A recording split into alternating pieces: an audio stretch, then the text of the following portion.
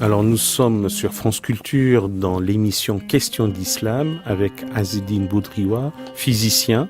Vous dirigez à Azzedine Boudriwa une équipe de recherche et vous avez été parmi les artisans, ou en tout cas le coordinateur avec d'autres de l'année de la lumière en 2015, notamment à l'UNESCO, et vous avez en charge le programme des savants musulmans d'expression arabe, comme on dit maintenant avec beaucoup de rigueur, parce qu'ils n'étaient pas tous de souche arabe. Et nous parlons tout particulièrement de la figure emblématique qui est celle d'Al-Hazzan comme physicien.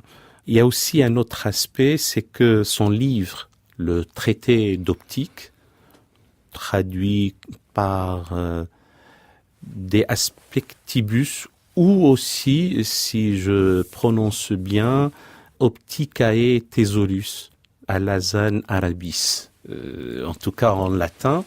Et c'est un ouvrage qui lui a pris 6 années au plus pour le composer, et surtout qu'il a 7 volumes importants, 7 portiques, on dit, ou 7 gros chapitres, 7 tomes en tout cas.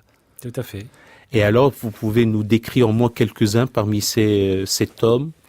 Alors, d'abord, quelques mots sur le livre lui-même. Ah parce oui, sur le traité d'optique. C'est l'œuvre majeure, je dirais, dans le domaine de l'optique d'Ibn al-Haytham.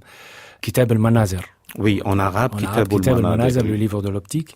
Effectivement, on sait qu'il a été élaboré aux alentours de 1028 et traduit en latin par une équipe de Gérard de Crémone, oui, qui était connu dans la traduction à l'époque, et par la suite a été diffusé par un certain nombre d'érudits latins, tels que Robert de Grossetête, Vetello, le polonais, Roger Bacon, qui étaient d'une certaine manière les disciples d'Ibn al-Haytham, parce qu'ils ont effectivement étudié ce livre. Et ce livre qui était d'ailleurs la référence de l'enseignement de l'optique, il faut le souligner, de l'enseignement de l'optique dans les universités occidentales jusqu'à pratiquement du 7e, 18e siècle. Jusqu'aux théories de Snell ou de Fresnel ou... Bien plus tard. Parce que Descartes et Snell, c'est le 15e, 16e. Mais par contre, on sait très bien que tous les savants de la Renaissance, y compris René Descartes, le Hollandais Snell, Kepler, ils ont d'abord étudié l'optique d'Ibn al-Haytham. Et notamment grâce à la diffusion de ce livre, par sa première édition imprimable, grâce à Resner, qui était un imprimeur du côté de Bâle, et qui effectivement c'était vraiment la référence de l'optique. Professeur Boudriwa, je pensais aussi à Vitélion, moi je l'appelle ainsi. Lui, sa traduction, c'était plutôt des perspectivas. Tout à fait. Et on pense que c'est à partir de cela qu'on a été ramené dans un espace bidimensionnel à introduire la 3e dimension pour avoir la perspective. Tout à fait. Et puis la traduction de Vetello, en fait, effectivement, après chacun fait son point de vue, mais effectivement, c'est presque une copie de travaux d'Ibn al-Haytham, effectivement, dans les travaux qui ont été publiés par Vetello. Et pour le livre de l'optique d'Ibn al-Haytham, vous l'avez dit tout à l'heure, effectivement, c'est un livre qui contient 7 volumes.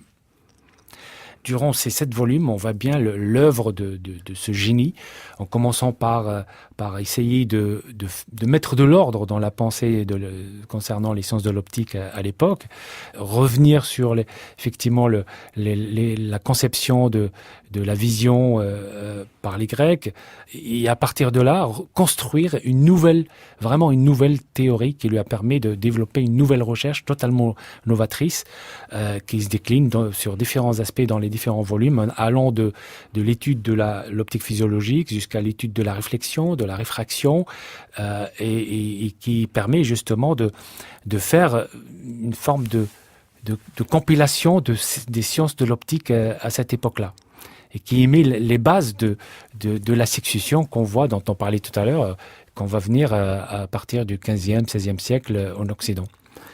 Alors, il n'était pas que physicien, ou du moins, il décryptait le monde et les phénomènes naturels, et un physicien n'est rien d'autre qu'un philosophe de la nature, comme on dit. J'ai appris qu'Ernest Mach, bien plus tard, était titulaire de la chaire de la philosophie de la nature. Et donc, Al-Hasan ibn al-Haytham s'était aussi intéressé à d'autres problèmes d'ordre mathématique. Est-ce que vous pouvez nous parler du billard d'Al-Hasan, ce problème qui a résisté, lui il l'a résolu par des coniques, mais qui a résisté à son algébrisation, du moins sa résolution, jusqu'en 1997. Cette question me permet un peu aussi de mettre un peu d'ordre dans tout ça. Dans tout ça. Ce qu'il faut savoir aussi, c'est qu'en fait, il y a deux aspects. Il s'est intéressé à deux aspects. Il y a des aspects, ce qu'on pourrait appeler études théoriques, modélisation mathématique, et des aspects approche expérimentale, expérimentation dans le domaine de la physique de manière générale. Sur les aspects, effectivement, modélisation mathématique et études théorique, on va dire, il est connu par ce qu'on appelle le problème d'Al-Hasan. Il y a le problème d'Al-Hasan simple et le problème d'Al-Hasan compliqué. Le problème d'Al-Hasan simple, c'est en fait la question la suivante. Vous prenez une interface qui sépare deux milieux, ce qu'on appelle un dioptre, et vous prenez deux points, A et B, et la question qui se posait, quel serait le point d'impact de la lumière qui partait du point A pour aller vers le point B?